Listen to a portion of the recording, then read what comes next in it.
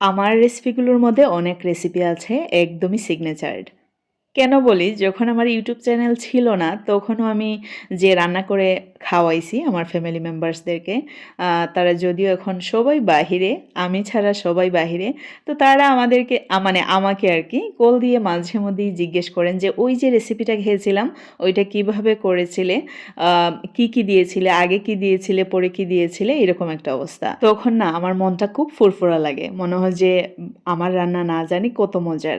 তবে সত্যিই মজার হয়। তো আজকে বরবটি দিয়ে মুরগির মাংস রান্না করে দেখাবো। মুরগির মাংস বলতে একটি মুরগির যে হাড়গুলো আছে ওইগুলো দিয়ে রান্না করব। একটি প্যানে পর্যাপ্ত পরিমাণে তেল দিয়ে দিলাম, ২ টুকরো দারুচিনি, ২টো এলাচ, একটি তেজপাতা। খুব বেশি মশলা দেওয়া যাবে না, তা না হলে কিন্তু খুব বেশি স্ট্রং ফ্লেভার হয়ে যাবে, ভালো লাগবে না। ১ টেবিল চামচ পরিমাণে আদা রসুনের পেস্ট দিলাম, ৩ টেবিল চামচ পরিমাণে পেঁয়াজের পেস্ট দিলাম।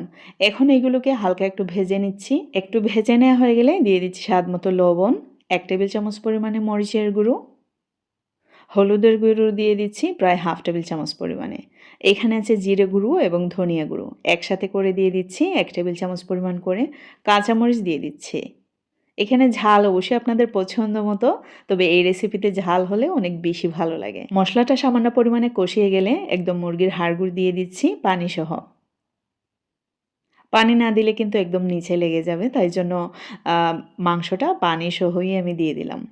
এখন ঢাকনা দিয়ে রাখছি ১০ মিনিটের মতো। এইখানে আছে মুরগির মাথা, কলিজা, গিলা, তারপর ওই যে স্মল উইংসটা যে আছে ওইগুলো আরকি, গলা। তো ১০ মিনিট পর আমি বরবটিগুলো দিয়ে দিলাম, দেখতেই পাচ্ছেন। এখন হচ্ছে সবগুলো খুব ভালো করে মিশিয়ে আমি কিছুটা পানি দিয়ে দিচ্ছি। এখানে আপনারা চাইলে সামান্য পরিমাণেও ঝোল ইউজ করতে পারেন, পানি ইউজ করতে পারেন, আবার বেশি পরিমাণেও ইউজ করতে পারেন। তবে এই রেসিপিটি যখন কম ঝোলের হয়, তখন খেতে কিন্তু বেশি স্বাদের হয়। আর ঝোল একদম শুকিয়ে নিলে আরও বেশি মজার হয়। তো হচ্ছে আজকের রেসিপিটি আমি একটু ঝোল রাখবো। প্রায় ১০ মিনিট পরে একটু নাড়াচাড়া করে নিচ্ছি। তারপরে আবার ঢাকনা দিয়ে চুলার আগুনটা কমিয়ে রেখে দিচ্ছি। এখন হচ্ছে ঝোলটা একটু চেক করে নেবেন লবণ ঠিকঠাক আছে কিনা। এই মুহূর্তে লবণ যদি কম হয় একটু লবণ দিয়ে দেবেন। তো দেখতে পাচ্ছেন আরও ১৫ থেকে ২০ মিনিট পর চুলার আগুন কমিয়ে রেখে কিন্তু আমি রান্না করেছি। আর এখন একদমই খাওয়ার জন্য রেডি। পারফেক্টলি আমার রেসিপিটা হয়ে গেছে। তো হচ্ছে চুলার আগুন নামিয়ে দিয়ে আমি কিন্তু পাত্র চুলা থেকে নামিয়ে নিচ্ছি। এই রেসিপিটি অসম্ভব মজার হয়। বাচ্চাদেরও খেতে ভীষণ ভালো লাগে। অনেক সময় দেখা যায় আমাদের বাচ্চারা কিন্তু সবজি খেতে পছন্দ করে না। সো আমরা যদি এইরকম ওয়েতে একটু যত্ন সহকারে তাদের জন্য রান্না করি, তারা কিন্তু ভীষণ ভালোবাসবে এই রেসিপিগুলো।